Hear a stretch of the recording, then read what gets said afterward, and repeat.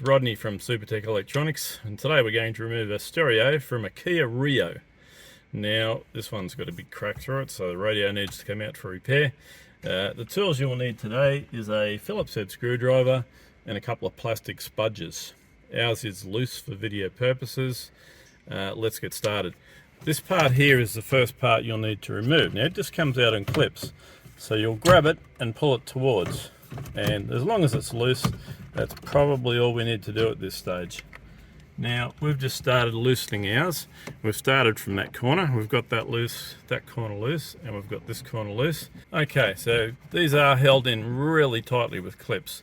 So we found the best way is to edge the tops out first, and then to edge the bottoms out, between the radio and the trimming. You can see what you're fighting against. These guys here are really wedged in there. We're just going to put that aside for the time being. And the radio is held in with 4 screws. Okay, so we've taken the 4 screws out. This guy will come out on clips.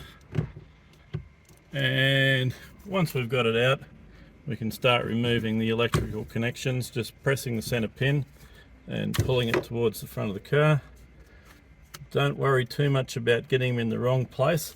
They will only go in one place when you put it back in. Okay, now that radio is ready to send off to Supertech Electronics